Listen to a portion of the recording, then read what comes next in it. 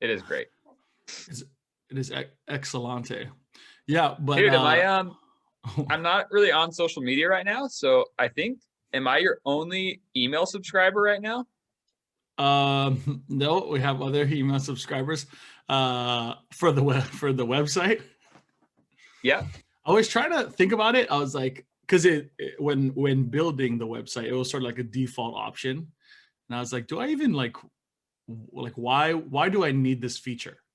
And their explanation on it on the back end, it's like, oh, like you can engage with so much more people, blah blah, click through rate. And I was like, I don't know, do I really care about that right now? At this point, do I care about that right now? I don't know. Well, I appreciate it because I'm not on the social media train right now. So that's the only way that I can get that fresh LiveAloha365 content.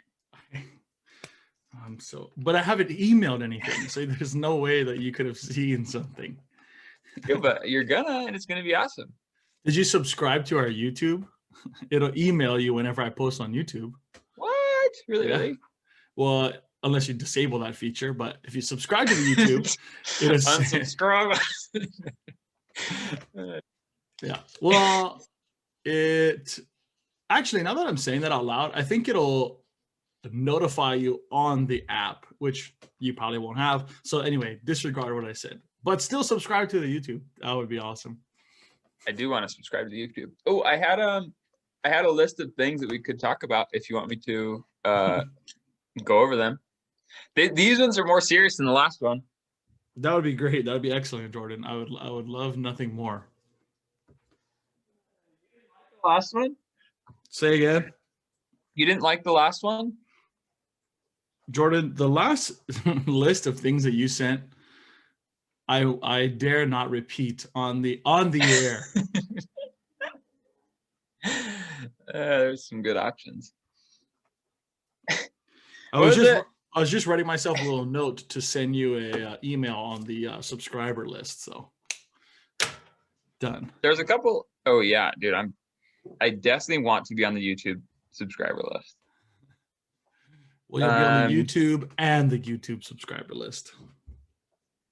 Let's see here. Where it is? I still think I sent over two decent questions. Like,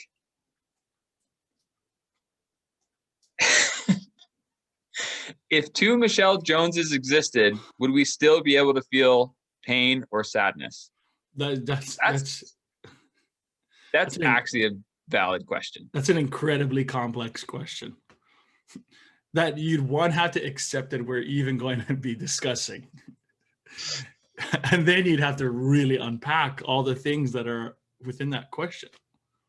For those that don't know Michelle Jones, you only could answer that if you know Michelle Jones, on a pretty deep personal level. You and I don't know Michelle Jones on a deep personal level. I just randomly got her to do my podcast. Dude, you have Splendor in the background?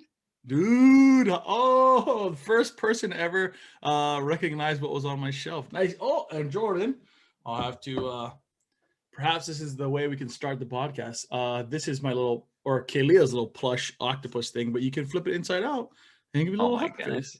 That's how I feel when I see you, Jordan Reeher. That's really nice.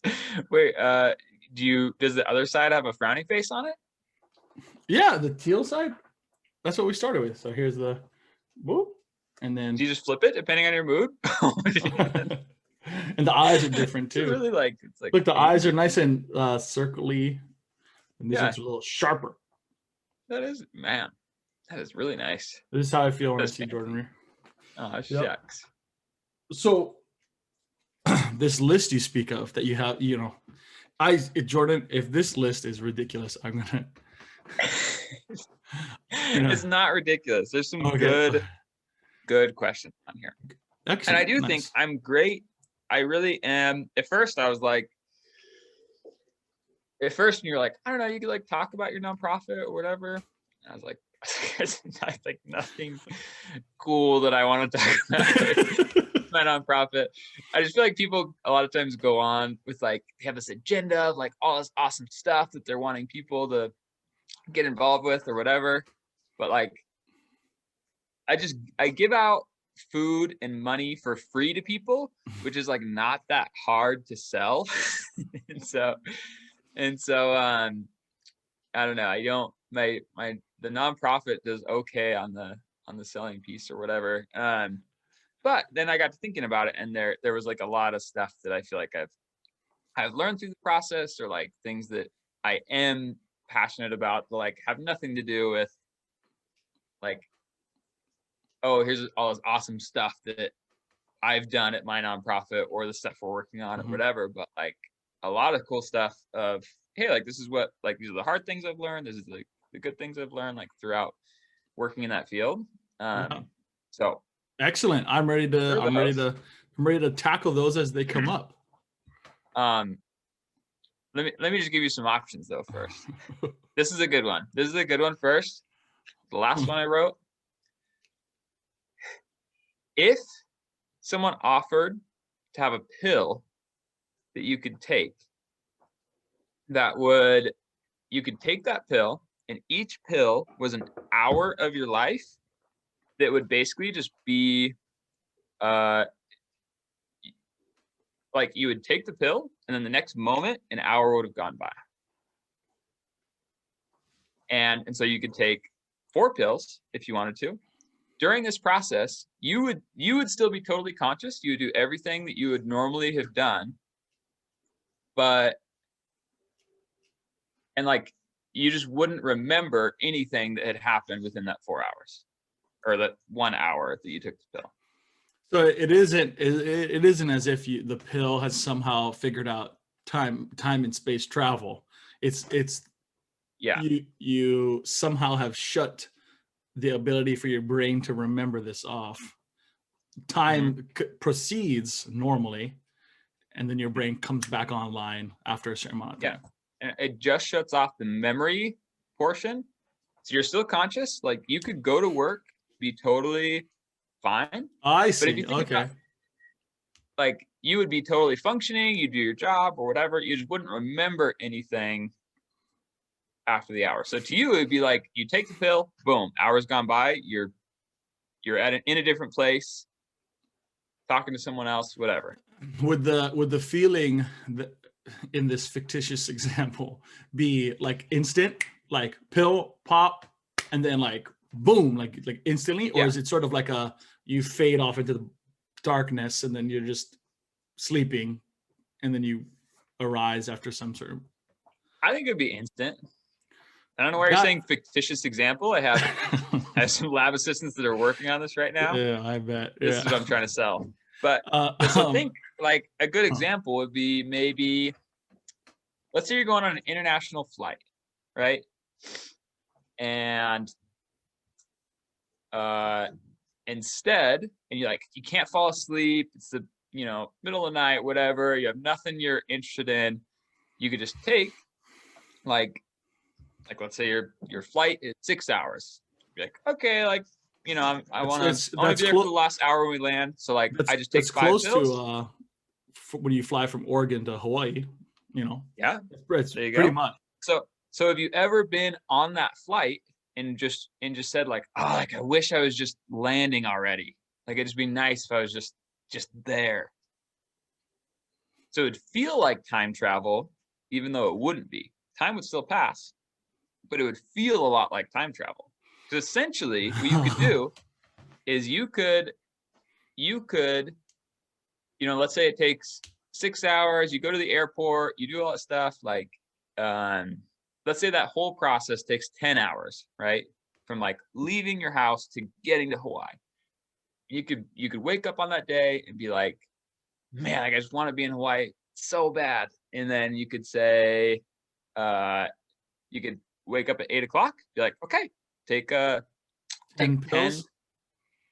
of these pills. And then you would instantly be like, boom, it is 6 o'clock and I'm in Hawaii. The clinical trials of what would occur while you are under the pill, so to speak, I would have to examine those before I would really consider using this as a tool. Oh yeah, I can send you the details, but super safe, 100% tested. But I Well, guess so. The question is just, could you see people actually using that I in think this for fictitious example?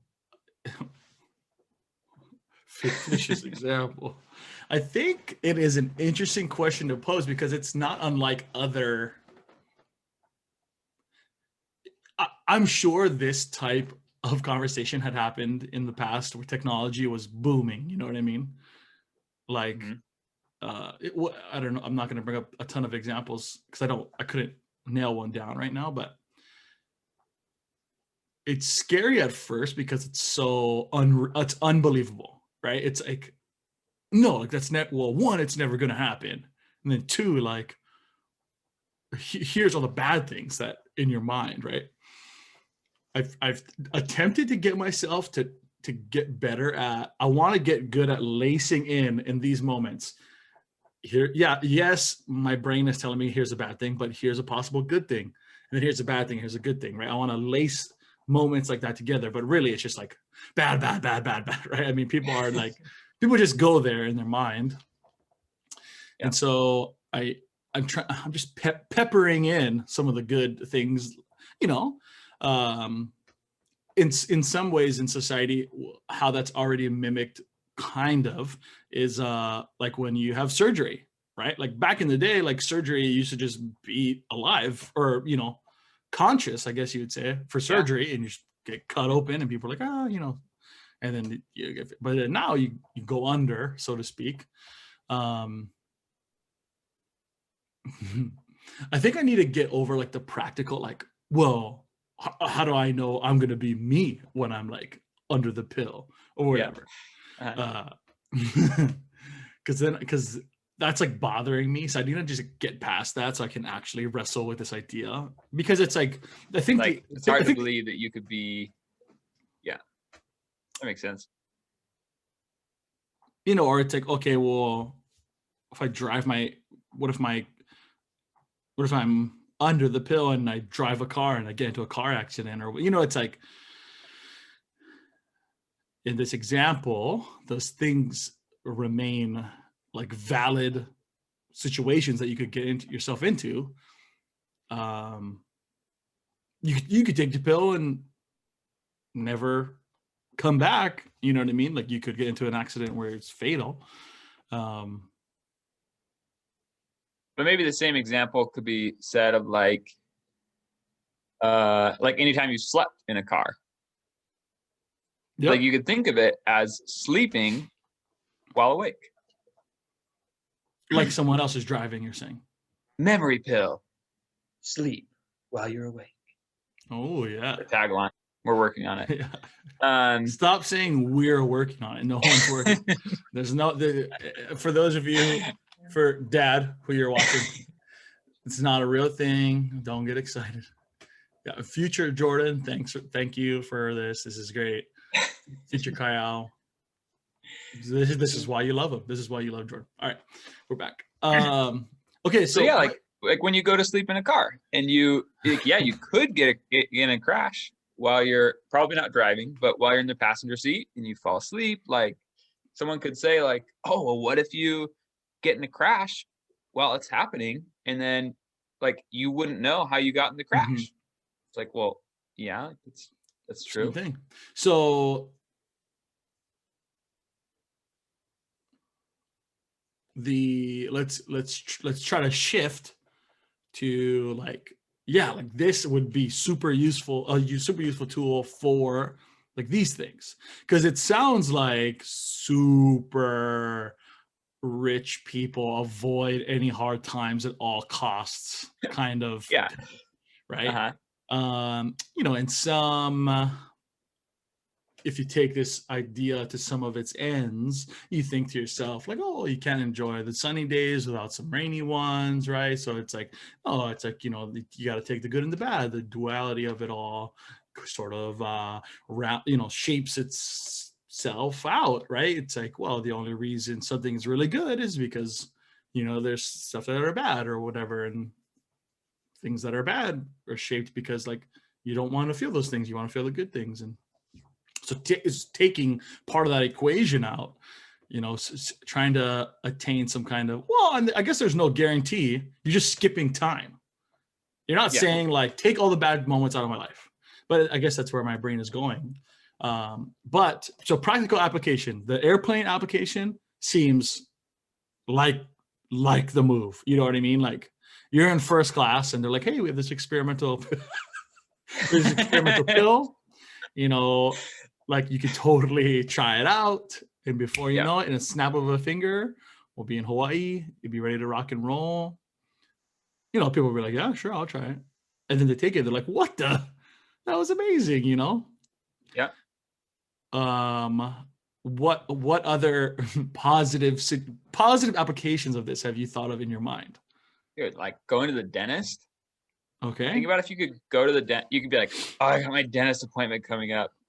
And then you get to skip all the drilling, all the everything. Like you're still there. You still are talking to the dentist and being sociable, all that good stuff.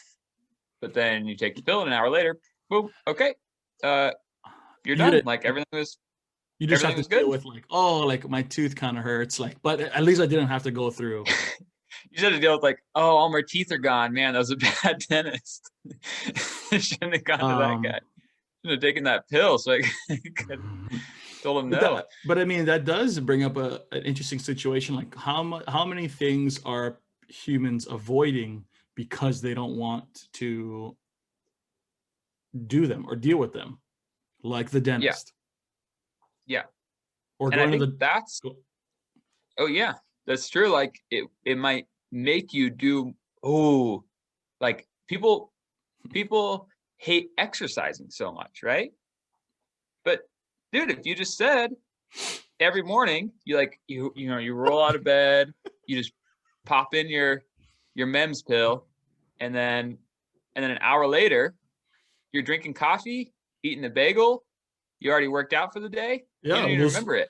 A little sweaty, good, a little sore. Yeah. All of a sudden your lungs are coming back. You're like, what the? Oh God, I'm tired. But then it's over. I think the big problem with this experimental drug that is in the third phase of its clinical trials is it has a strong association with roofies, which is not a good association, I think, to combine. And I don't know how to separate. What you're proposing is you'd essentially turn off a part of your brain, but the rest of your brain is ready to rock and roll. Yeah, like, you know, totally functioning. Yeah, which would of course mean that you'd still be yourself. So when you're under the pill, you'd still be like, you would go through like, like I don't want to be here. Like I guess you'd still be anxious. In theory. Yeah. Are there two selves, or is it one self? One self. It's just you. It's just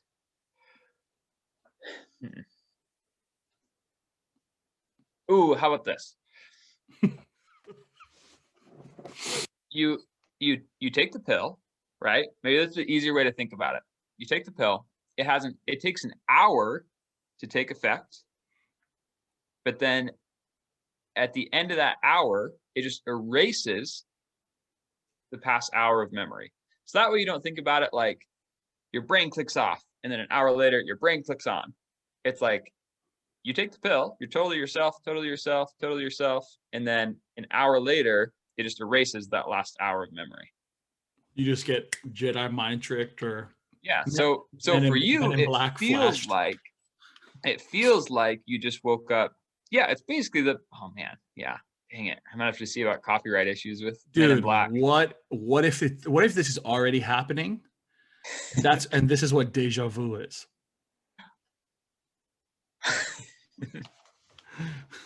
I'm telling, dude. Thanks. Like, so I think you were getting to the good. Like, I think that's my big question with this, though, is then,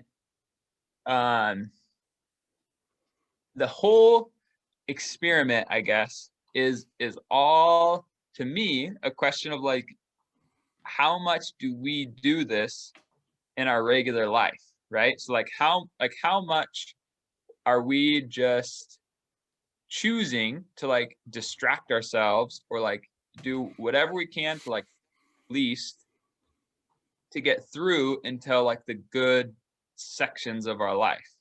Because I'd imagine that this like if this became popular, like people would be using it during their workday if they hate their job, like they would just wake up in the morning, pop 8 of their mem pills and then go work at the mill where they like really don't like what they're doing and they don't need to like remember a lot of what maybe happened or whatever. And Yeah. then wake up at home and they get to sit on the couch like immediately.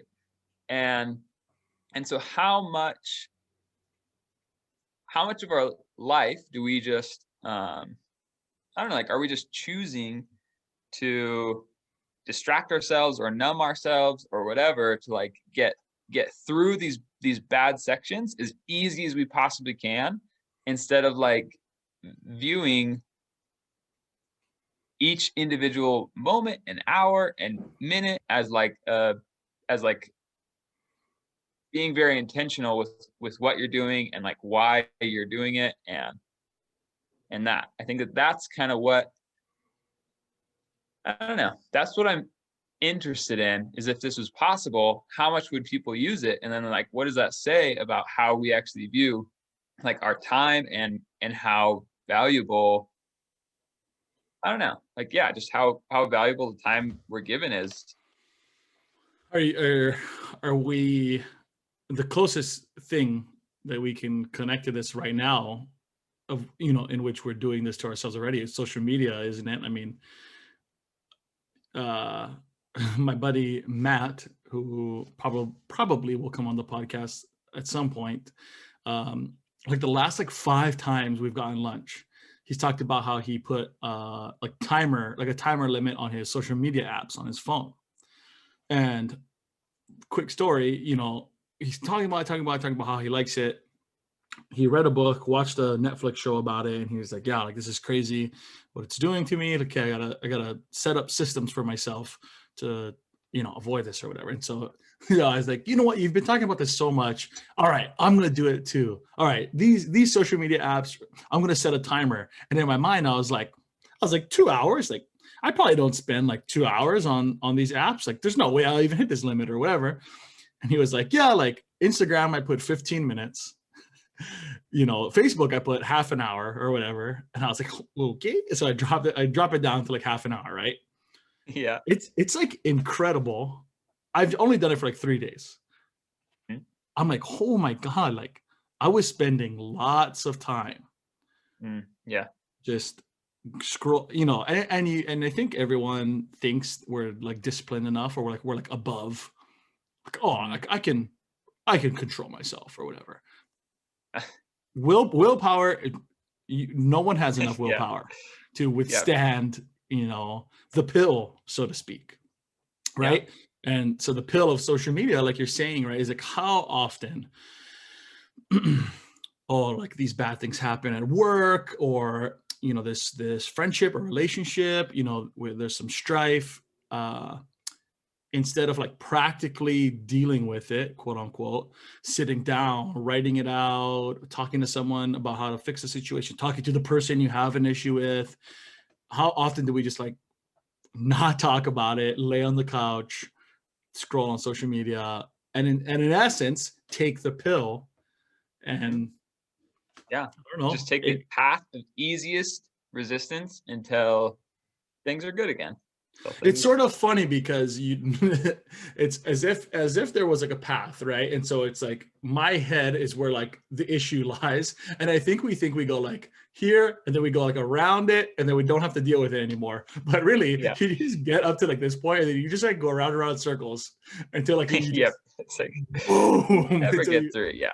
Yeah, because I mean, until that circle just explodes because you just spending so much time. Rips a hole in the space-time continuum because you just have not progressed past that point. Yeah. But I mean, do you agree that social media is probably the closest equivalent to the pill, to the mem pill that you're bringing up? I mean, what other patterns are you seeing from people that like, yep, just going to not continue forward, just gonna stay where I'm at? I think like, I mean, for us, it's probably more, for me and Aaron, I would say it's more like lately, like shows or movies or something, like, Hmm. I don't know, that like there's so much potential in each day or whatever, but it's like so hard. Like I was just talking to Aaron the other night because like we've been watching a lot of shows and things. It's been like a weird season where I feel like we have been able to watch shows and things and like just Yeah. hang out at night. And I was like, yeah, it's like every night uh, we're basically given the option. We usually like cook dinner, and then we get dinner already, and then it's like there's this deciding point of like, okay, so like, do we watch shows? Like, should we just put on a show, or like should we sit down at the table and like have really intentional, good conversations with each other and talk about our day and like really, really like invest in each other's day and life? Yeah, let's watch shows. Definitely, like definite shows. Like every time, that's our Willpower decision. is not enough. Yeah, and it's like I don't know. Just I think that each of those moments has like a lot of potential, has a lot of whatever, but like continually we choose that path of least Yeah. resistance. So yeah, I would say social media is a huge one. I would say that for us, it's probably more. It's been like shows or movies and like Things that fall under an umbrella of entertainment, yeah, right? Yeah. Uh, Here's a follow-up question for you. Should we feel guilty for not being Spock? So I like to use Spock for whatever reason. One, because it's super nerdy. And then two, like in my mind when I think about Spock, it's like, yeah, humans are dumb because they're not logical. Obviously, you should spend intentional time with your partner. Obviously, you should work out. Obviously, you should eat well, right? So like those, Spock would do all those things, right?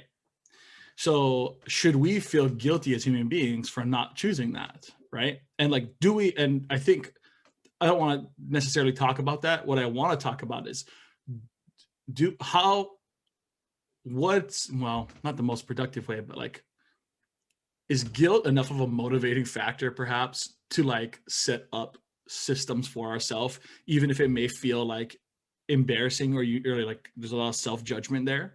Like, why do I need to put a schedule of like this in my life? Like, shouldn't I just want to hang out with my partner? Shouldn't I just want to have deep and meaningful conversation and be emotionally connected with my partner? Like, I don't know. It's all kinds of things. It's like, oh, it feels like embarrassing, or it feels like you question yourself, or all these things. But Kalia and I have that same issue. You know what I mean? Like, we're watching, Sabrina the Teenage Witch on Netflix or whatever right now, and we enjoy it. Like, we like it. Like, it feels like we're both participating in it together. But yeah, it isn't like our relationship is like improving, or that we're yeah. not necessarily putting layers on our relationship. So I don't know how you feel about that. Like, one, like, do we need systems in place where it's like, okay, like Tuesday, Thursdays are intentional activity days, and then Monday, Wednesday, Friday we can just do whatever, Yeah. or I don't know how you feel about that. Or are you like, no, like, Kyle, you're a terrible person, like you need to flip your life Every around? day. No, that's why I bring it up is because it's not like I'm saying, oh, like me and Aaron realized that we were doing all these things, and now we spend at least 45 minutes of direct eye contact every night because it's so important for a marriage. It's like, I mean, me and you do that, but it's another story. Sorry. Yeah. Said I wouldn't talk about that on the podcast. Whoops. But no, like, so like every night we still choose that. It's like we're still choosing to do that distraction or whatever. And yeah, like you said, I think it's like, no, I don't think that guilt is a good enough motivator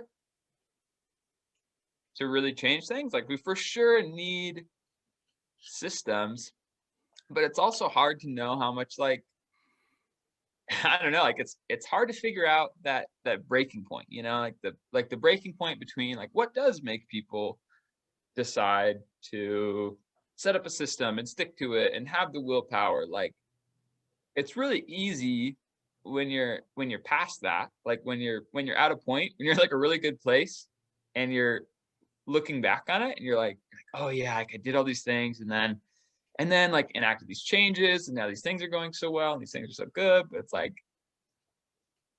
but it's really hard when you're in the moment and you're like, no, but like I'm just like so tired when I get home or like just so like the mornings I just want to sleep in so bad.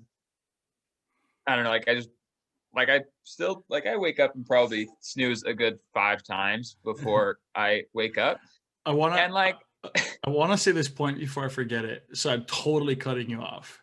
But thinking about what we're talking about here, right? Like I was like, oh, maybe you don't need a schedule, right? Maybe you just sort of put it forth as like, hey, like what are we gonna do in our relationship, right? Like, okay, like whatever. But you kind of logically think it out, right? And you're like, hey, like we're just gonna promise ourselves that like we're gonna set some objective number like 2 times a week for now, that sometime in like in these 2 weeks we're gonna like intentionally talk to each other and be like, hey, like I'm feeling super sad or bummed out or disappointed, and instead of me distracting myself, I'm going to force myself to have intentional conversation with you right now. Is that okay with you? And you're like, yeah, that's great. Like, thank you for, thanks for choosing us or our development over you distracting yourself.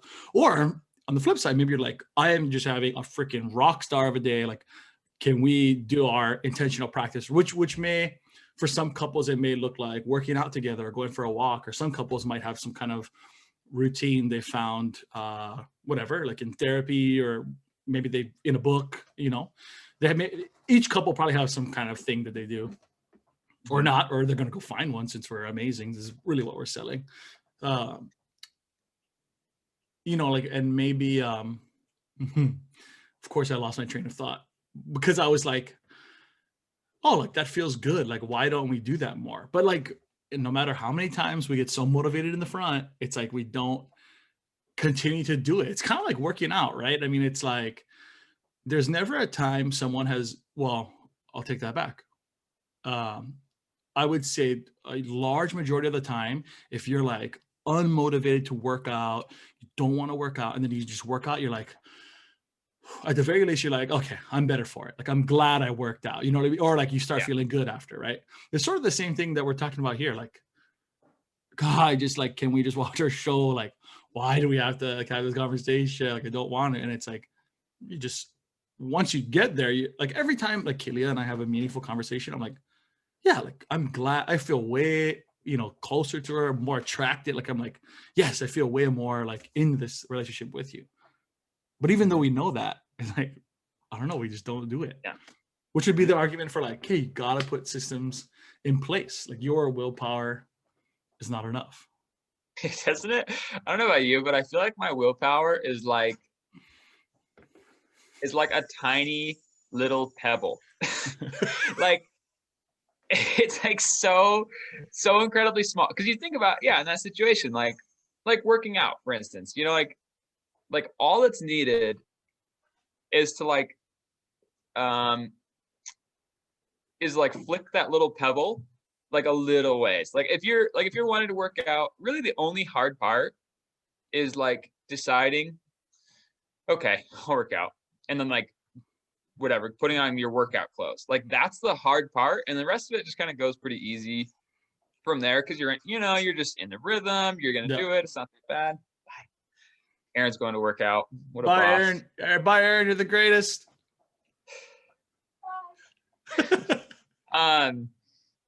Like it's like the hard part is just that first like tiny little bit, or like when you're making that decision point of like, oh, should we have intentional conversation or should we watch shows? It's like once you get in the conversation, it's super easy, it's good, it's life-giving, whatever. Like all it takes is that tiny little momentum, and it's like most days that's too much. Yeah, like it's too much just to roll this like tiny little pebble I don't know, Yeah, down the hill. why? Yeah, why? We need It's to, yeah. just shouldn't be that hard. Why? Why are we like that? I think people have crossed over into a place like a threshold of like I don't know if you know who David Goggins is or like Jocko Willink or like they're these freaking alpha males, right? And they're just like David Goggins is my favorite because he just literally is like he is truly like a madman. He just talked about how like the world doesn't owe you anything and you just got to go out and get it, and he just always swearing all the time, right?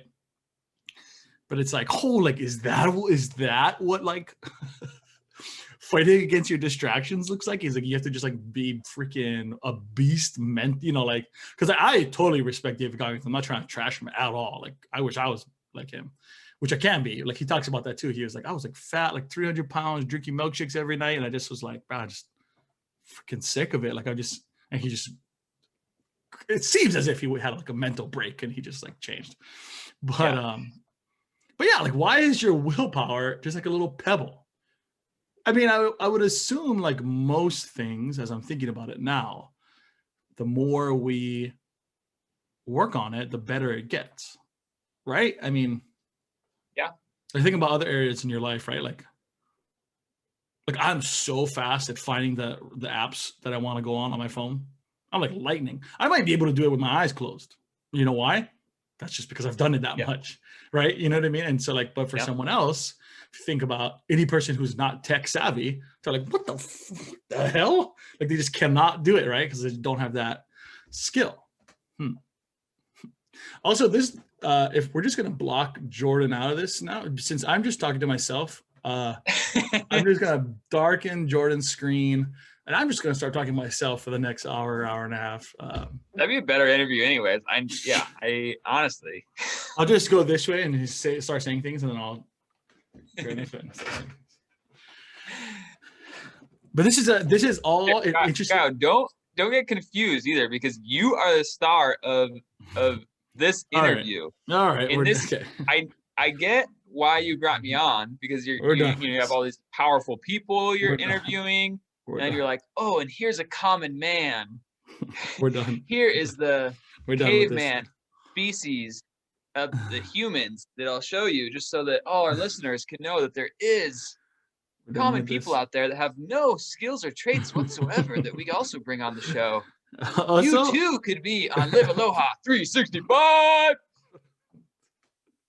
That's going to be the new clip that starts us off. I think the Joe Rogan Experience. It's like a clip of Nick Diaz saying like, Joe Rogan podcast. Da, da, da. I'm going to just use that. LiveAloha365. Anyway, okay, so this is a side piece that I'm sure we could find a connecting point. Why are we in our friend group so self-deprecating? We've talked about it before. In other friend groups, it's about establishing the alpha, and the alpha at times with human beings will flow in and out, but often it'll be like one person, pretty much. Like they're the leader, they make the decisions, everyone finds their role in the group, and then we just sort of move on from there. One, why are you the alpha? And two, why in our group, it's probably because you do it, because you're the alpha. Why are we like self-deprecating? Instead, like usually it's like, like we like dog each other and basically bring everyone down to a point where it's like, see, like we all have these bad things about us, but after all that, I'm still the alpha. That's why I'm the best. Instead, we just like we just try to raise other people around us up, and while we try to simultaneously push our own selves down in our friend group, like you're doing right now. Ridiculous. No, I am the alpha. That's the end of the conversation. Thank you for the stupidest 1 minute. Give me the pill. Give me the pill. No, I think I've wanted that too, because it is a very different dynamic. And I don't know about you, but like that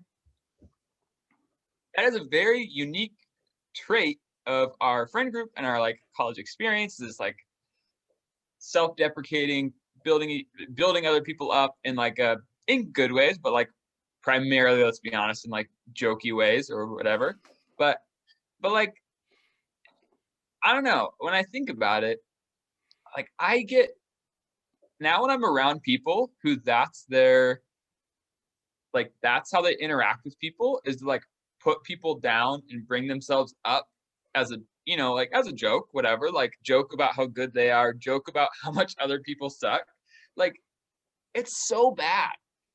It's like so like it makes me feel horrible. Yeah, it Just as doesn't like a feel good. person and like that model. And so I don't necessarily like I would argue that we do it because that is like such a better way to interact and like to like you're still joking like in either of those situations you're still joking whether you're saying I don't know like oh yeah like you're the worst at that, you're so bad.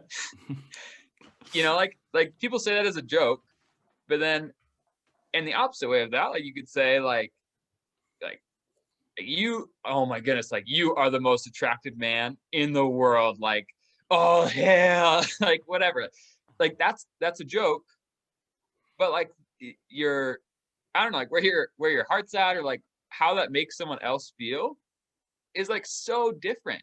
And because I think we all know like as much as we're joking when people put each other down or whatever, like I know that for myself, even when I go along with the joke and like I laugh along with someone putting me down, it's like it doesn't feel good. And Yeah. like it definitely has some, some insecurities or whatever, like, oh, it's funny, I know they're joking, but at the same time, like, is a piece of that true? Like, am I actually not meeting these, am I not uh measuring up in ththese ways, or am I not I don't know, like, do they actually kind of think that I'm a little bit less than, even though this is a joke? And in the same Mhm. way, does it then work in the opposite way where, like, when you're joking about, I don't know, telling someone, like, I don't know, like joking that that person is so much more attractive than you that you could never even compete or like whatever, that in a small way is that person thinking like, okay, I know they're joking, but like, well, like maybe I am kind of attractive. Like maybe I am actually kind of good at that. Like I Yeah. think that in those jokes, there's always a no matter what, there's always going to be a small shred of truth, and you Yeah. can't get rid of that. And Mm. so I think that if you can build someone up with a small shred of truth instead of tear them down with a small shred of truth, that I don't know, like that's a way better system of Mm. like interacting and being in relationship, I would think. Yeah. I think like most systems or things like most Yeah. Lilo just got up, Yeah. left. Lilo a she or a he? Lilo is a she. Like most systems that you try to put in place, I think you just takes a little bit till it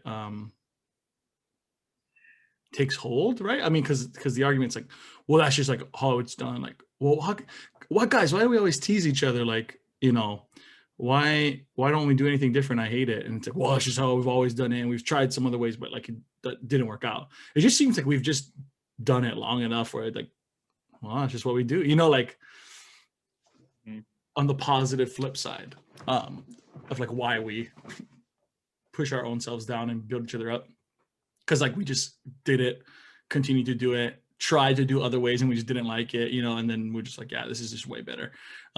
Which also like whenever we hang out, it's not just us, like that's just not how it is the whole weekend. I mean, there's other times where you're just like literally beating up Blake Kimmel and like there's also other things, or like we also will tease each other or whatever, but the times where we are trying to build camaraderie, build each other up, definitely outweigh the peppering of like, here's some humble pie for you. Like Yeah. that was dumb, and you can hear it, Yeah. but it's whatever. um yeah, that is unique in our friend group, but it doesn't have to be, like I think it just takes like a north star such as yourself to continue to guide us toward the system's ultimate purpose. I'm like the Little Dipper of the. You can't even find me in the sky. Did you ever think to like just change your name to North Star? Jordan North Star Reeher. I was thinking about Little Dipper, but Ethan Livermore already has that. Yeah, Ethan Livermore. Name. Yeah.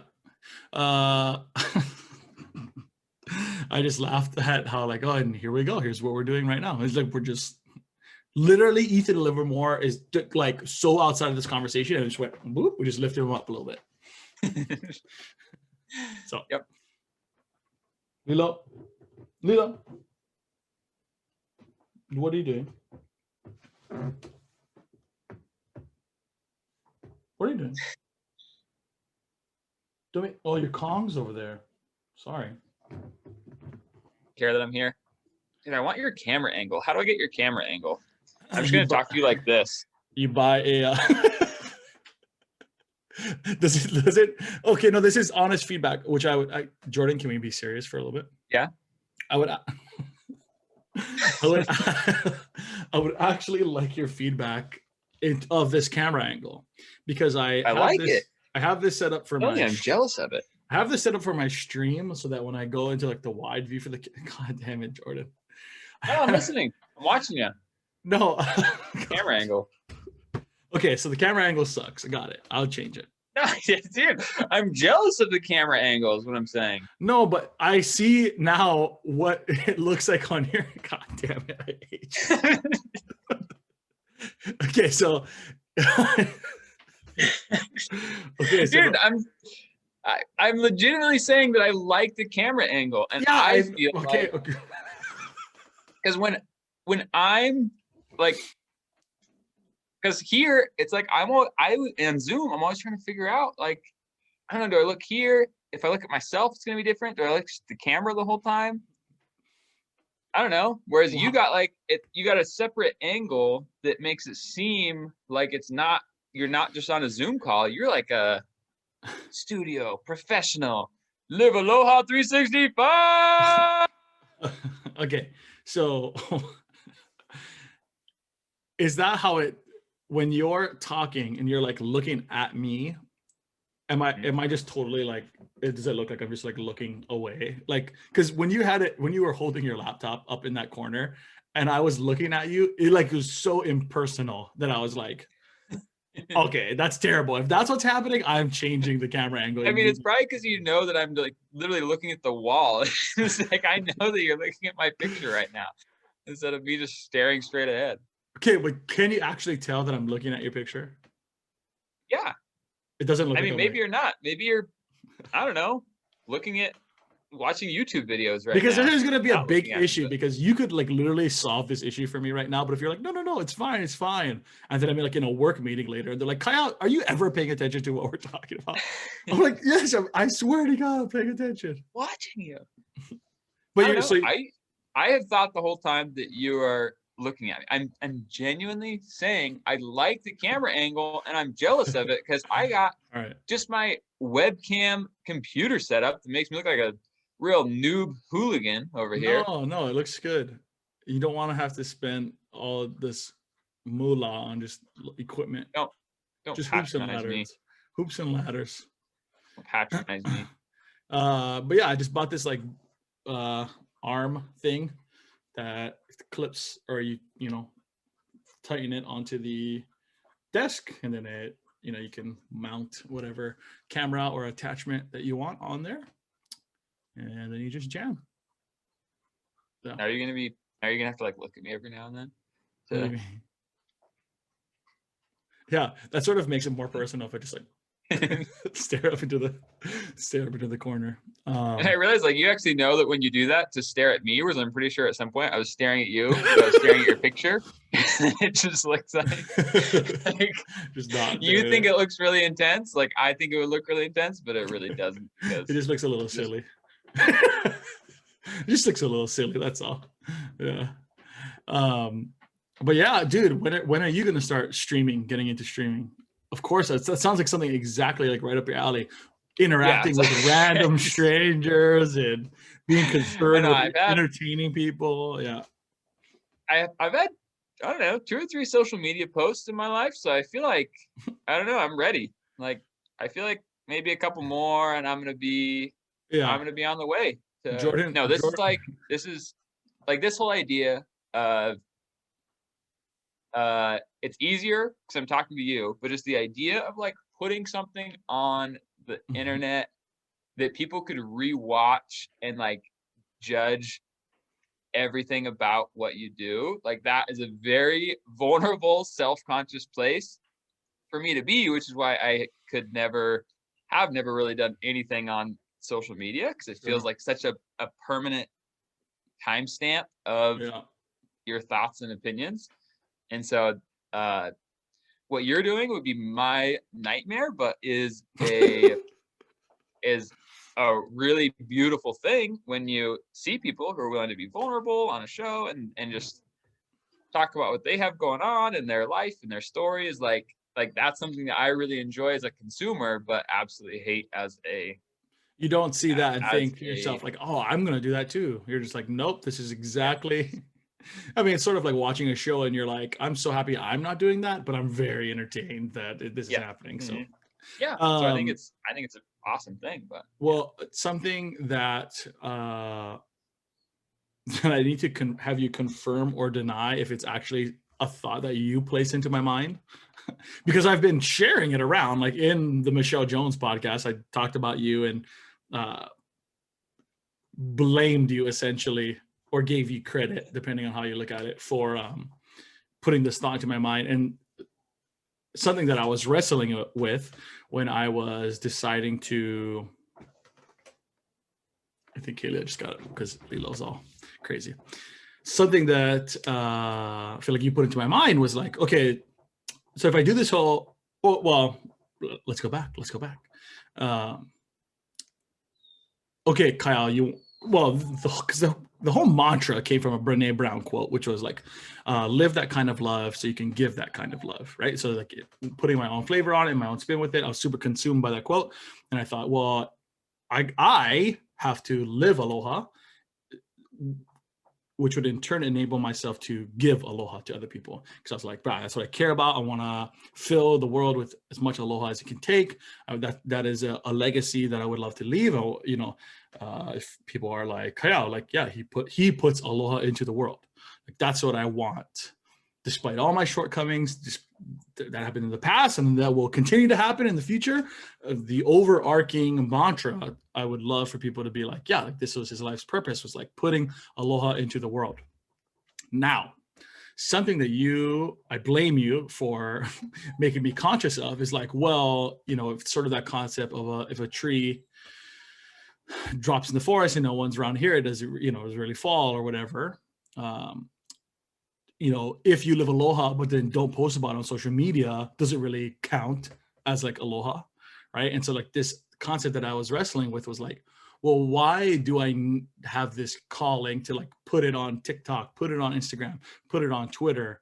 And as it stands right now, my strong opinion, weakly held, is that social media enables me the opportunity to reach more people, right? Instead of the person who lives right across from me in my apartment, like that's the closest person that could potentially benefit from my aloha, which would also be great if I did little things for my neighbor or whatever. But social media allows me to connect with people who I actually know, right? And then potentially people who need aloha in their life, people who are kind of on that same or similar mission, right? So that we can connect and strengthen that thing. But anyway, yeah, I obviously have decided to do it, even though that thought is in my mind. But one, is that a thought you have, / is that a thought that you put in my mind that like, oh, like, why do you have to like put it on social media for it to like count? I feel like that's a conversation we've had. No? Like, is that a... That does sound familiar. Like you're saying that I was saying you don't have to put it on social media for it to count, or like you do have to put it on social media for it to Well, count. remember how you were when I was telling you about this idea, and you're like, Kyle, you're an idiot. Like, you're so stupid. I'm way smarter than you. Like, you Yeah, should I probably remember that. You should probably just Mhm. design this Yeah, word pill for that I've word. been talking about. Yeah, it's a quote. Quote me on that. Um, no, but like you're saying, like I think another layer deeper is it isn't, you're not doing it to actually live aloha. You're just doing it to post about it on social media and like get likes and stuff. Like that piece of it, which that I that does feel alive and well as I'm doing content. Like I'm not thinking to, well, because part of it is like I'm not thinking to myself like, well, I'm just gonna post this thing no matter what. Like I'm thinking about the quality of it because I'm like, if the quality is higher, it has the potential to reach more people or keep more people here. You know what I mean? And like keep more people in this space of aloha. So it feels at times a little icky, right? Like, well, why can't you just like post something without worrying about the quality? It's like, well, because the quality continues to keep people around or continue to make people engage. I don't know. Yeah. Yeah, I think yeah, so I think I know what you're talking about, like what I think what I was asking when you first, like, pitched the idea or whatever to me was, like, I was just curious, like, what the motivation, like, like, going back to, like, the why of why you're doing it is, like yeah, what is the end goal? Like, is the end goal that, um, like, to build like, my goal is to build a brand?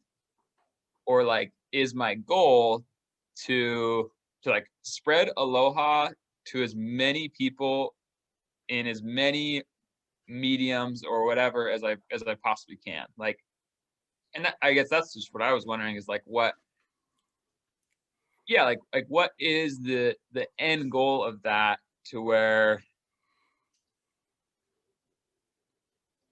yeah, like, just the motivation for the brand and Live Aloha 365 and, like, I don't know, like, what does it all come back to? Like, what would you define as success with the brand? And yeah, like, what is just kind of a like, oh yeah, like this is just a good like if I sell a lot of t-shirts, but I don't know, like no one I don't know, but it doesn't spread aloha to other people, but like I grow my brand really big.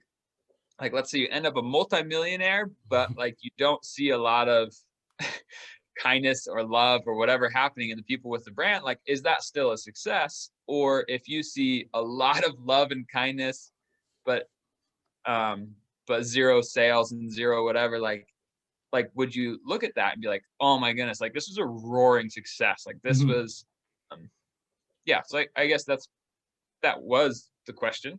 That I think the referring to Simon Sinek's or however you pronounce his name, his like golden circle idea, right? With the core of it, and from all things you start like with the why, and the next layer out is like, okay, well, how are you going to do that? And then the what is like just the manifestation of like those inner circles. And I think the why, as currently at this point of today, which is the 9th, 8th, 9th of January, it's I my mission, not of like Live Aloha 365, of like me personally. I want to embark on a mission to live aloha so that I can give aloha. Like that's what I want to do. I want to live aloha by however I define living and aloha, and by doing those things, I'll be able to give aloha out into the world to whomever, to whatever. Um, that stemmed from a meaningful conversation with Kaylia about getting not getting through life, but we got to a point where we're talking about a similar thing. Like, okay, why is it that you're doing it, right? And I think we got down to a point of where we started to say, like, well, how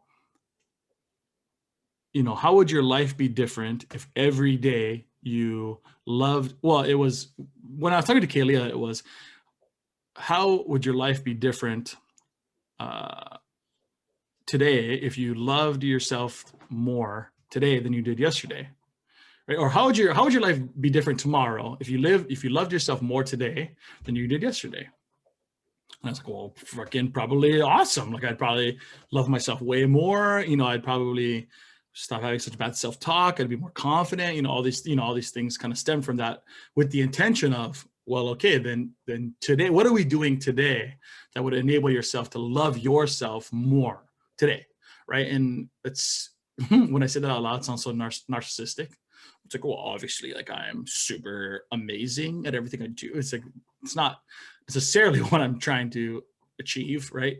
And I pivoted that of like, what would happen to the quality of my life if I loved more today than I did yesterday?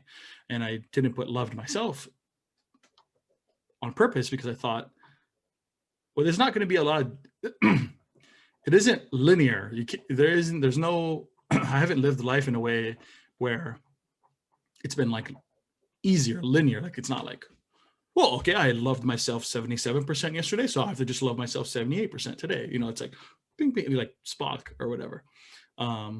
There's so many twists and turns, right? Like there's going to be days where it's like, okay, like I just seriously am disgusted with myself, whatever, right? But there is still an opportunity to love more today than I did yesterday with Lilo, or with Kelia, or with my future self. Like okay, I'm going to clean up all this clutter, even though I don't want to do that. I didn't do it yesterday, but I could do it right now and today, right? And then that would put more aloha into the world, so to speak. So it's those two things. How would the quality of my life change if I loved more today than I did yesterday? And then I need to live aloha so I can give aloha. That would be the why, right? How I would embark on this endeavor, I think, is where the idea of like this brand or an image came about, right? Because maybe it's easier for people to attach with like LiveAloha365, like, oh, like by reading that, you think, oh, live aloha 365 days of the year. Like, okay, I kind of get it. What's that about, right? And then as where the social media comes in, it's just like how we sort of can live out that deeper meaning. What would happen, or just like silly TikTok series or Instagram post or this podcast, right? Just opportunity for one, me to live aloha with you. Like I'm super energized by this conversation, and feel like it was a great use of my time, and that's gonna blur into other areas of my life, but then those consuming this have the opportunity to feel the same potentially. It isn't like, well, I'm going to make a website to put t-shirts on so that people can buy them, right? And like, I want everything about that. I want to get rich. Like that's not the core of it, right? So I think if I didn't sell any more t-shirts, shout out. We have 7 orders, by the way. Like I said on the website, it might take 10,000 days to get you your stuff, but we're working on it, man. Live Aloha 365 guarantee. Within 365 days, you will get your order. Like it's not like, oh, well, this, like I made that video. Look, it's Kaylee. It's a Kaylee. I made that video. Hello. Look at Lilo. She's like, that's living aloha right there, baby. Woohoo, woohoo, It woohoo. She goes nuts so whenever she sees Kelia, but then when she sees like when like people come visit us, they're like, oh, new person. Kelia is silly. Lilo is silly. So I made the video about Francis Ngannou, right? And I was like, oh, if like Francis Ngannou. Wait, did you see that video? No, because I'm still waiting on the email to get into my inbox. But You're right. But Erin told me about it. Did Erin? To summarize, make sure I understand. She said that you have a weight loss goal, right? If you don't get it, you're gonna get punched in the face. Yes. Okay. So let's. You know what? I'm gonna share my screen. we're not going to go away thing. Was that Get Down On It by Kool and the Gang on your Spotify? Yeah, playlist? that was gonna be the next song that I was going to going get punched in the face by this guy. So you can take him. This was the shut up. This was the guy. That I honestly would put money on you. Shut up! You're so dumb. Yeah, because the odds would be. I think he should do a weight loss goal, and if he doesn't reach it, then he gets punched in the face by you. God, he's so ridiculous. So I'm playing this. Is it like the most? It's probably super choppy, huh? You probably can't see it. Oh, it's playing. I can't hear it though. Probably because you have your headphones on, maybe. Give me a second.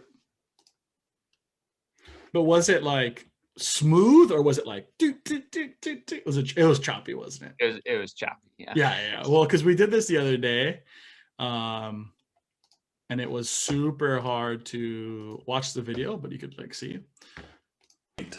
And here's how you are going to help me. Yeah, I can.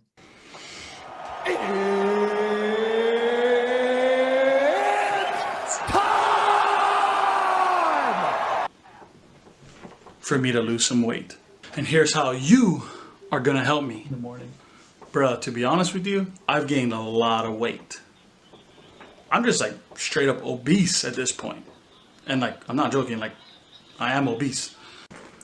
You want to know how obese I am? I'm so obese, I'd have to fight this guy. This is Francis Ngannou. He's currently the #1 contender in the heavyweight division of the UFC, and he's probably the scariest man on the planet right now.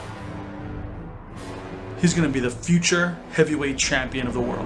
Big bringing guys. Oh! It got him to his body. He's never felt more confident in it. Oh, he got hurt. That's it. That's it.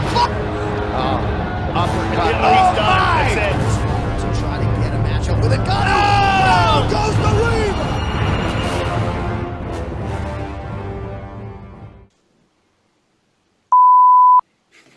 And you know what else he's going to do? He's going to help me lose weight. I'm tired of talking about losing weight. I'm sick of it. I'm sick of myself. I'm sick of my excuses. And you know what? Everybody always says, hey man, if you need help, like just ask for it. So you know what? Francis, I need your help. Francis, my goal is to be under 200 pounds before 2022. And you know what? If I'm not there, Francis, I need you to knock me out. Francis, if you're seeing this, please respond and let me know that you're in. If I don't get under 200 pounds by 2022, I need you to step inside the octagon with me and, well, do what you do. Guys, if you're watching this video, how you can help me out big time is tag Francis Ngannou, tag Dana White, tag UFC, tag Joe Rogan, tag them all. Tag anybody you can think of so that we can get this video to Francis to see if he will help me out with my goal. Hey guys, if you don't tag them, that's totally fine. I'm literally terrified of Francis Ngannou, so, but I also want to reach my goals, so confused. The more time I spend making this video means the less time I'm losing weight. So you know what? Enough talk. In the words of the great and powerful Bruce Buffer, it's time for me to lose some weight. Say Yeah, that was awesome. Yeah. So I think, right, like I just looked, that has 30 views, right? And so if I set out with the intention of like, okay, like this is like a viral thing. Like, obviously this is going to go viral. It's going to blow up. Like, I'm going to get millions of views. Okay, what can I do in the editing process to get millions of views or whatever, right? I didn't do that. I just set out with the intention of like, okay, well, this is what I'm doing, and I'm sure other people want to do it too or whatever, and they have some bullshit motivations or resolutions, and it's like no one's resolutions as powerful as getting punched in the face by Francis Ngannou. And I think that's funny. I think it's a funny thing, because what if he actually like says something on social media? That'd be funny. Anyway, I was like, oh, it'll if people can laugh at me or follow along in some way, maybe that motivates them to take care of themselves, blah, blah, blah, right? And so like I post it, right? And then I'm like, oh, like what if I wake up and it like goes viral? That'd be so cool. It doesn't necessarily go viral, but it has like 1,000 views on Instagram right now, which is pretty sick, which is pretty cool. Awesome. Yeah. A lot of people that have, just a lot of my friends. So, which is cool. This is super cool. I'm not like, that doesn't bring down the value of the work, right? Because what has been valuable is there's just been like random people that have like called me and was like, dude, like your video was so funny. Like, hey man, like I gotta lose some weight too. Like, hey, good luck on your journey. Like, it's so cool. Guys I haven't talked to like a long time. They've reached out like, hey, like just watch your video. Like, good luck on that journey or whatever. Like, in some ways, I don't know that I was necessarily asking for people to like live aloha with me, but like I opened the door and they've, by reaching out to me, have lived aloha with me, right? And it's like, dang, that's so cool. And so like I'm attempting to use social media much like how we've used self-deprecation and lifting other people up as a tool to, I don't know, put more aloha into the world. So yeah, I don't know.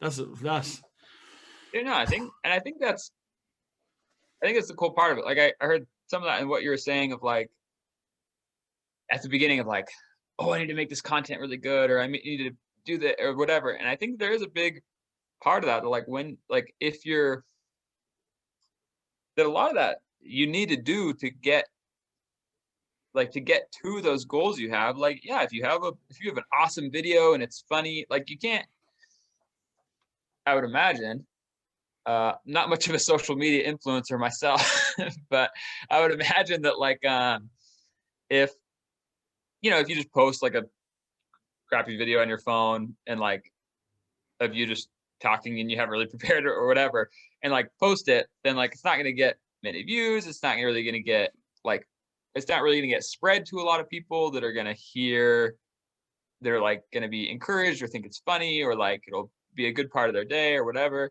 Whereas like, yeah, all the editing and the writing a script and like making it, doing these sound effects or special effects or whatever, like all this stuff is not the goal, but all that stuff just I don't know, makes so it's easier to spread aloha wherever you're going. And I would assume since the dawn of time, I mean, that was sort of part of it. Like if there were two alphas and one was like just incoherent nonsense, but you were kind of like, I mean, I kind of hear what he's saying, like I kind of get it, and the other one was like more like well thought out and like packaged it differently. I don't know. It makes me kind of think like, oh, maybe that's, we don't know why politicians are so slimy, because they just learn how to like trick people or whatever. But not all politicians are slimy, but I mean, there has to have, what we're talking about here, dancing around. I'm sure there's some kind of phrase or whatever about it, but like, when things are just presented to you in a more quality way, and then, it's easier to digest and understand and like accept or whatever. I don't know. I mean, I would assume that this kind of thing, what we're talking about, has been happening since the dawn of time. Yeah. Can I ask you a serious question? Yes. Do you ever feel like there's just too much pressure being like the alpha of alphas? Is it like, I don't know, do you ever feel like that's just too much of a weight to bear when you basically just have alpha written on your forehead and like tattooed everywhere across your body? Is that ever hard? like difficult. I don't know. I know what hard means. Challenging be another synonym. I don't know. I'm trying to consider the appropriate response for you asking if you could ask me a serious question, and then you asked me a question that wasn't serious. So that's just what I'm trying to. That's just why I'm pausing and trying, and what I'm doing is thinking about how to respond to you in an appropriate way. When you wake up in the morning, does your mustache actually read alpha? Like when you sleep at night, does it rearrange itself just to say alpha across your upper lip? Ladies and gentlemen, we appreciate you tuning into this podcast. Jordan Reeher, do you have any other last words of wisdom before I stop recording this Zoom?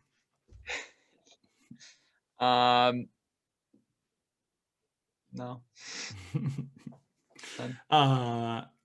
Jordan, I love you and I miss you. And can I throw in one thing? Actually, I do have one thing. Yes.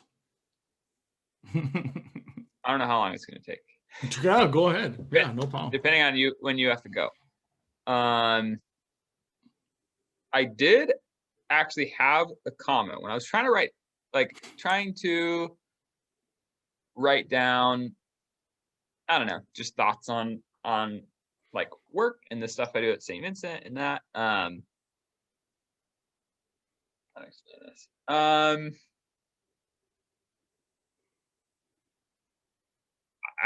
I really related to, so for anyone listening, this is ever gonna get posted. This is gonna be a garbage interview. For anyone actually listening, I work at like a nonprofit food pantry and like social services agency. So give it lots of free food, lots of free finances and those things to people who are just in a tough spot. But thinking about that work a lot, and then I was reading just your, I don't know, like your mission, your mantra of like what would happen if I loved more today than I did yesterday. And I don't know, I really related to that as being in the nonprofit field and like social service work stuff. On that side of things, just because I feel like a lot of people, when they hear you work at a nonprofit or like you do, like your job is helping people, there's always this reaction of like, oh, like it must feel so good to just be helping people all day, or like to be like making a difference in the world, you know, like, I don't know, like that's like people's perception a lot of times of like nonprofit work or what people do. But like, I don't know, I've found that as much as like usually at my work, like I'm trying to help people, trying to like understand where someone's at and like get them to a better spot. But at the same time, like it puts you closer to all the people that are hurting and struggling. And like as many times as I help someone, it puts me closer to so many people that I have to say no to like all the time, like constantly throughout my day, that people are asking for help and I'm like, no, like, sorry, like I'm not going to help out with that, or we can't help out with that, or we don't have funds to help out with that, or whatever. And so it just got me thinking about this, like how that's opened my eyes to like this, I don't know, there's a lot of talk right now in our society and in like especially our millennial culture or whatever about like self-care and what that looks like. And then there's also this opposite narrative of like how much you like, are you helping the world, or are you doing enough to build up the world? And you know, like in your with Live Aloha, like are you spreading enough aloha in the world? Or and then at the same time, like, are you taking care of yourself enough? And I think that gets really confusing for people, and like it's got really confusing for me to figure out like what that looks like. And it got me thinking about how I think that there's a lot of times we pose the question of like, like am I doing enough?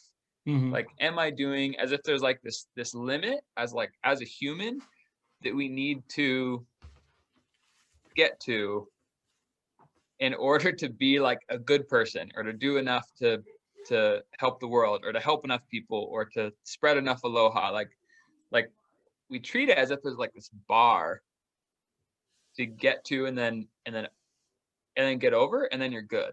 And like, oh yeah, like no, like I'm a good person. I spread a lot of aloha. Like, you know, I picked up 3 pieces of trash today. I like made the lady in the grocery line laugh, and then I came home and like, I don't know, I cooked dinner for Aaron or something. Like I was like, yeah, like I met the bar today. And I think that, I don't know, I think that that's just like such a very bad view of what it means to like what our goal is as humans, and like what our role is as humans in the world. And that's why like I really related actually to, through my work, like what your mission was, because I think that I found for myself that like there's always going to be so much more that you can do, and like so many more people, like for any of us, like if you, what's enough as a human to like be doing what we need to do, like every time that we should feel guilty realistically. Like every time that we are going out to eat, like every time that we're spending money on just frivolous things that we don't need to, like every time that we do spend time watching a show instead of learning about, like world issues that we could help fix or whatever, like we should realistically feel guilty about all those, but we can't hold that guilt. I don't know, it's like not healthy to like feel all that guilt. But then I think with your mission, it's like, I do think that the answer to all of that is like that we're never going to get to that point of like doing enough or being good enough or whatever. But I do think that like we can get to a point where we just can actually like take a step back and ask ourselves every day, like, can I do more today? Like, can I do this little bit more today and like still be okay? Like, can I still, can I do that and still be healthy? Like, can I do that and still like keep my mental stability? Like, can I do that and not get stressed out? Like, and so I think that it's not about reaching this bar that we've set, because that bar is like so far for us in America and any like established societies. Like that bar of what it takes to be a good person and to like care about others more than yourself is like miles and miles ahead of us, I think, or above us. But I do think that like each of us can say each day, just look at our actions, look at what we're doing, and say like, oh, like can I do that and still be all right? Like can I like take 5 minutes and talk to this homeless guy and just hear about his story? Like sometimes you might say no, like that's gonna be super stressful, I've had a hard day, like I really can't do that.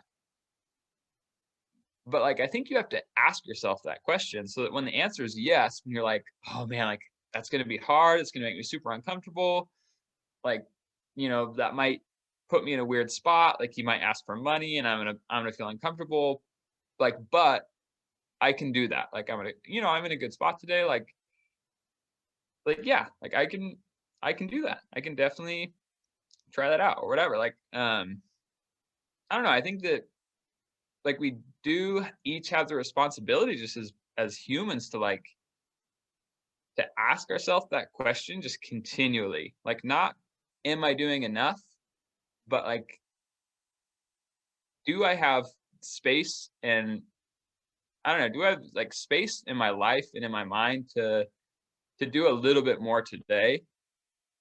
I don't know, and will I still be okay with that? And I think that that's how I perceived what you were saying, and I'm just curious how that relates to what your mission is with this, or like what I don't know how you see that and just how that plays in, because I know that for sure in the nonprofit world, like I related a lot to that idea of just like, can I love more today than I did yesterday? Not that that's enough, not that you're ever going to give enough aloha, but that doing more today than I did yesterday, like that itself is enough.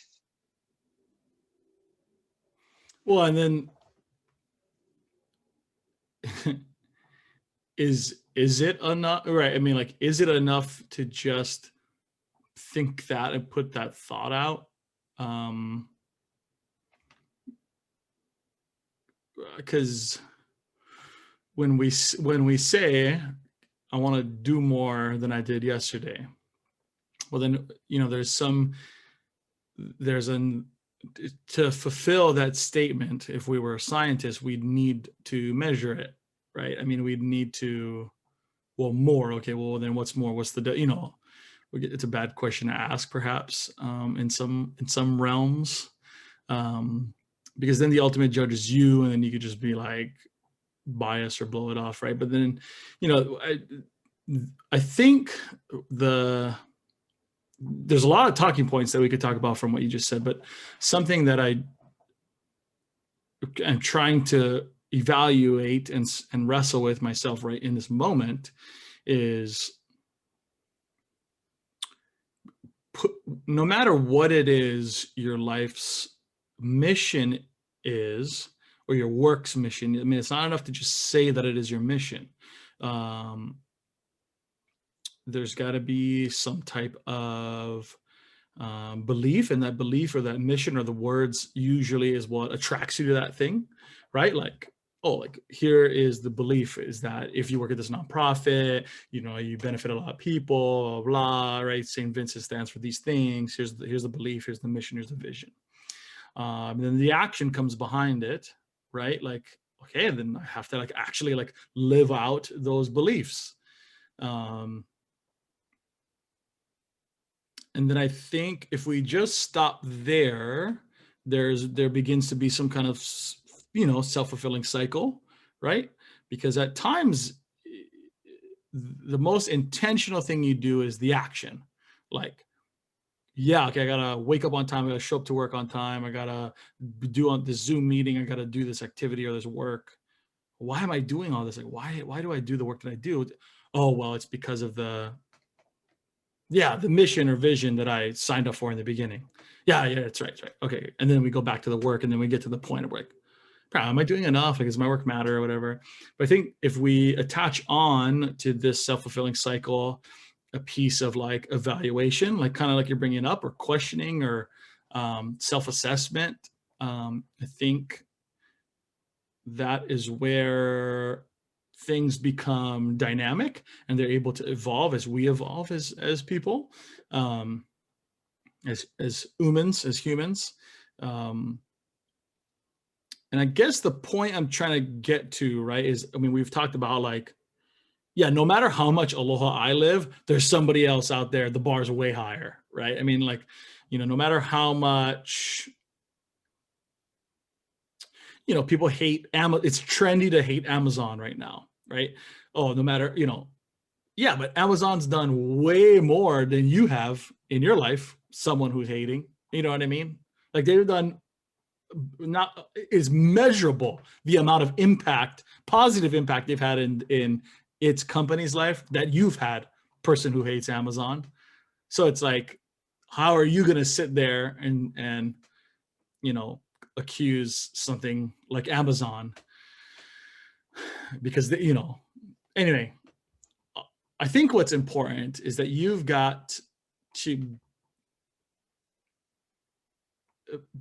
part of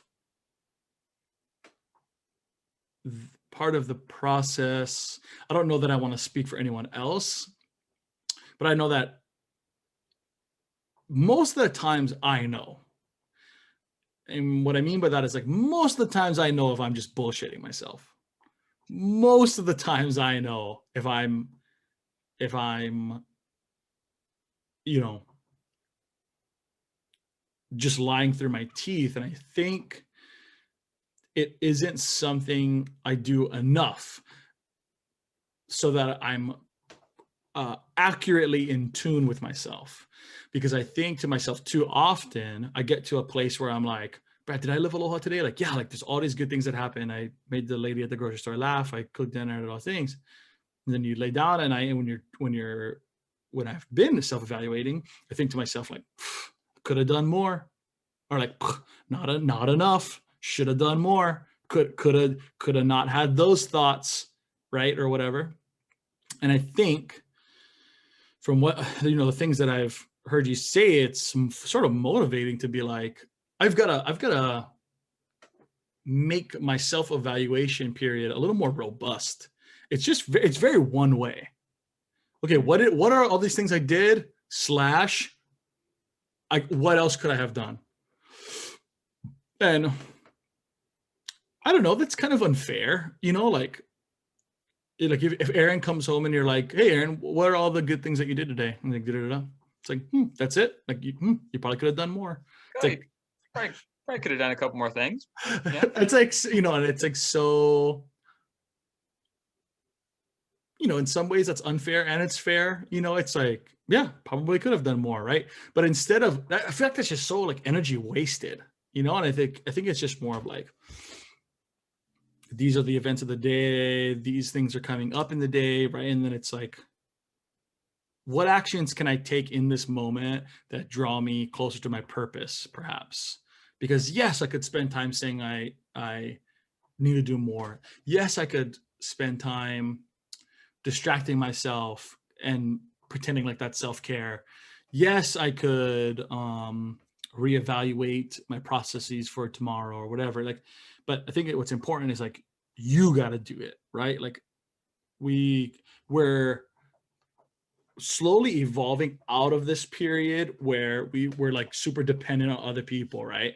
Jordan, you got to go to school. Why the fuck I got to go to school? Because I'm your mom and I told you that's why you got to do it. It's like, we're like super dependent on people. And like college is like our first, well, not for everybody. I know for me, like college was like a taste of like, whoa, like I've got to figure it out on my own. And there were so many failures and successes, right? And like, just like the stumbling blocks. But as we've kind of gotten, I'm like 10 years out of high school now, and I probably feel like a 10-year-old, like, like, yeah, I know some things, but it's like, you don't know a whole lot, right?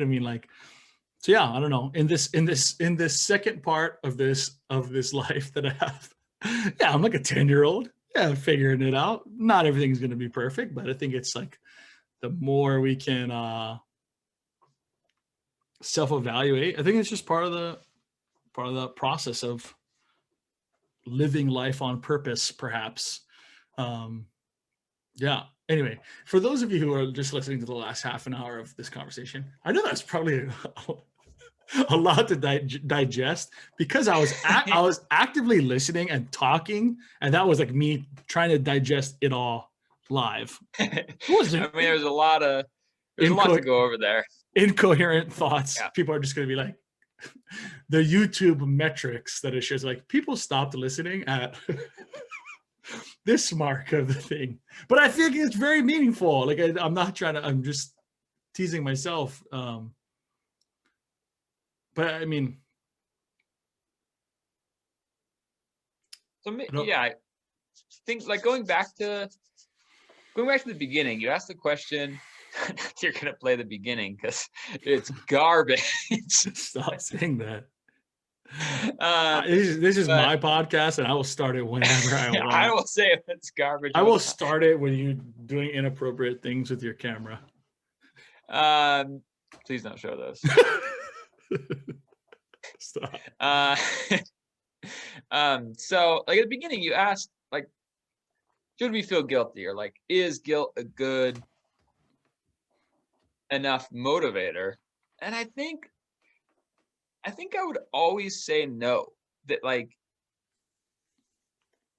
the guilt is never, I don't know, like with with anything you look at in life, unless you're like self-delusion, which we do a lot, like we delusion ourselves to like all sorts of things in our life, and that we justify and say is okay, that we like you said, like we know ourselves, and we know what's actually okay and what we can do and what we can't do, and all that. But like anytime you ask the question, like, did I do enough? Like the answer to that question is always no. Mhm. like if you're asking that question, then I would say that's just the wrong question. Like that's always the wrong question, because Yeah. the answer is always yes. Like that, like could I have worked out more today? Yeah.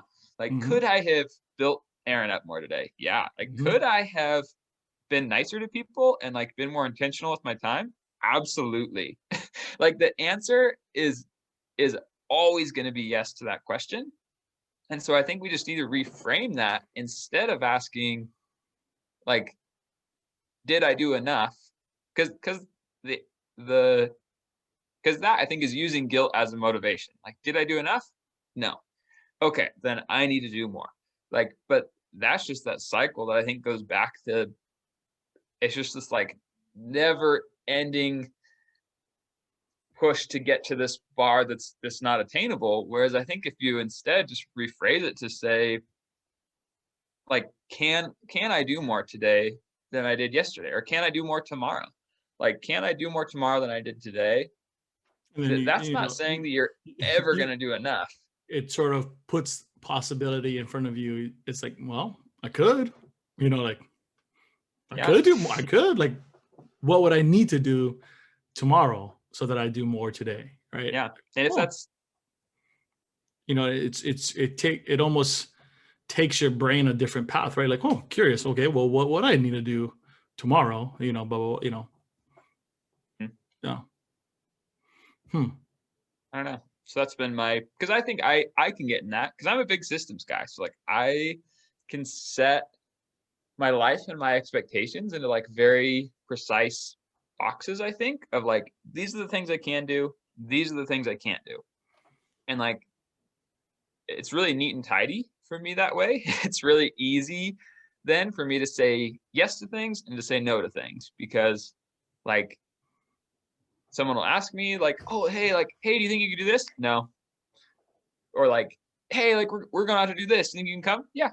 And it's like very quick to what I've established as like the things that I have the energy for or don't have the energy for, or whatever. But I don't know, I think that lately I'm trying to like rephrase that so that I don't have these boxes, but instead like in each moment and each decision can rephrase that to be like, oh, like do I have the capacity to do this?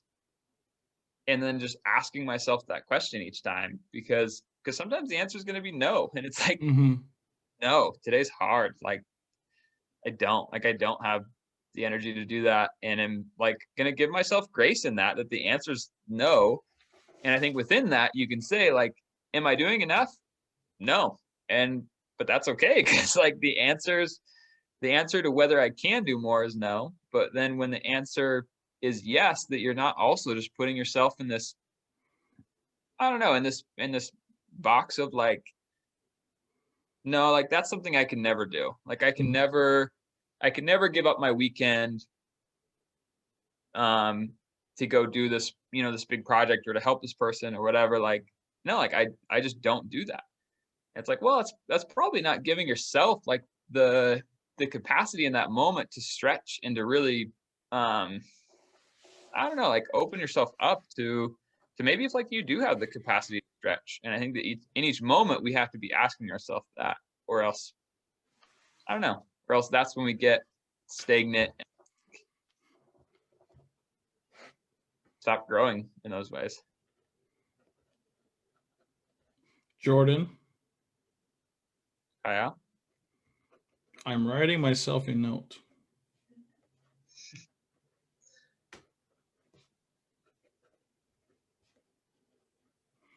And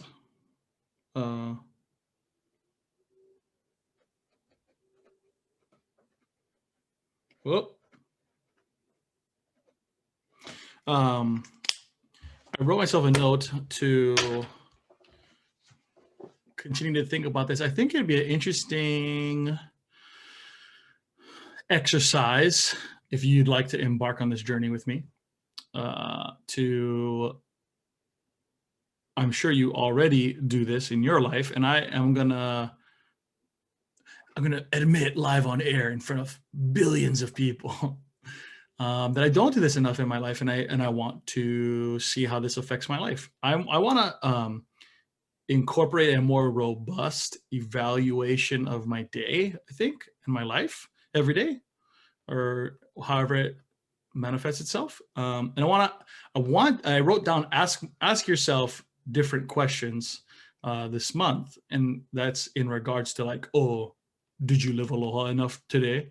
Well, no, like, I don't know, probably not. So I wrote down, ask yourself different questions this month. And because I think it'd be interesting, one, if you could just like pick what you deem a better question and just ask yourself that one question every day.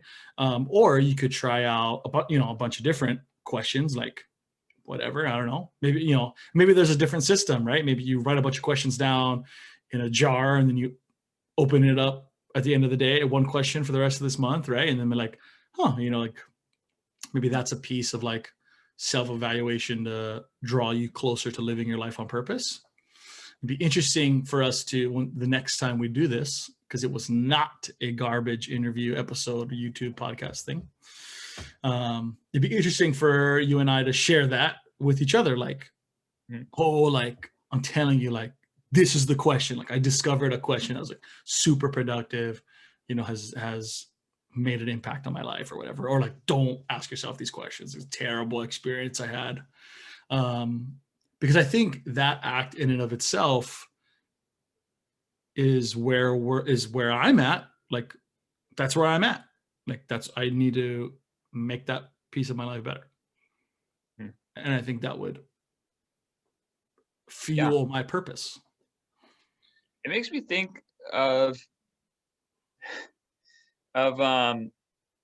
contradicting so many people that do the quote that people always give of Yoda's quote, like, do or do not, there is no try. And like, I would argue that's a bit of garbage quote. It's been used by people. Like, Yoda was wrong in that situation. Oh my God. Like, it's true. because like that, I think that's where we get wrong, is at the end of our day, we get to this point of like, maybe I'm thinking of the quote wrong now. I'm thinking about like the mission of this quote. But I just think that at the end of the day, like, the try, I think, matters a lot. And like, now I'm definitely misquoting Yoda in this, so I take it all back. Yoda's a great person. He's a nice green man, did great things for the galaxy. But I think, to misquote him, if you're looking at the end of your day, you're saying like, did I do enough or did I not do enough? Like, that's not what matters. Because like, for you in that day, what might have mattered enough is that I don't know, like, you were having a really hard day, and like, the best thing you did that day was that you really didn't want to take the garbage out, but you did it because you knew that it would make Kalia happy. And like, at the end of the day, you would look back on your day and be like, I don't know, did I do enough? It's like, no, like, I sat on the couch and watched shows all day, and then I took the garbage out, and then I came back and scrolled on social media for 3 hours. Like, and like, but maybe in that day, like, you really overcame that little pebble of willpower that you were trying to do to like take the garbage out, and like, it was a really hard day, and you did push against that and like stretch yourself in a small way, and like, maybe at the end of the day, that trying is enough.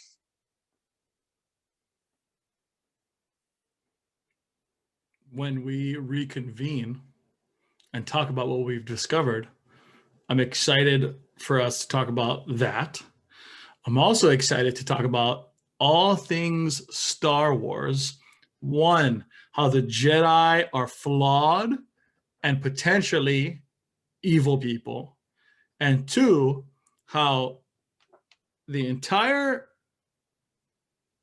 arc and scope of Anakin Skywalker's life turned into Darth Vader's life is Obi-Wan Kenobi's fault. Can we also talk about how episodes 1, 2, 3 are actually the best movies, and that 4, 5, 6 were garbage, despite what everyone else on the internet thinks? Everyone knows it, but they're just not willing to admit it. Yep. I'm glad that we talked about this at the end of the podcast, because this is really the viral clip. They're gonna be like, what? Like, they're talking about this on their podcast, and then the whole podcast has nothing to do with any of this. I know that you're just gonna play the first. You're gonna play like the first of this video. It's like, hey, we have Jordan Reeher here on the podcast, and then you're gonna play me saying, "Is my camera angle right?" And then you're gonna just cut to this, and it's gonna be like 3 minutes. I mean, like, episodes 1, 2, 3 are the best Star Wars, and it's like end clip. That was the interview. All right, Jordan Reeher, thanks so much for coming. My introduction of you will be longer than the actual content. No ways, dude. Jordan, I love you so much. Oh, can I ask you a serious question before you go? Oh my God. Ladies and gentlemen, thank you for watching this episode. Really appreciate it. Jordan, I appreciate you. Do you actually dye your mustache? Okay, no. Thank you for your time. I don't dye my mustache. Thank you for your time. I love you. No joke. Like, I'm gonna stop recording this podcast until the next time, Jordan. But the last time I saw Lilo, okay, and then the time I saw Lilo next, she had literally tripled in size, and I feel the same way about your mustache. Like, it's so much bigger than I thought was possible. For one, for your mustache, and two, for mustaches. Thanks for your time, Jordan. In general. I love you so much. Thank you. I love you. Love you too, Kyle. Hilo's such a rainy old town. I listen to the rain come down. Don't it fall so free?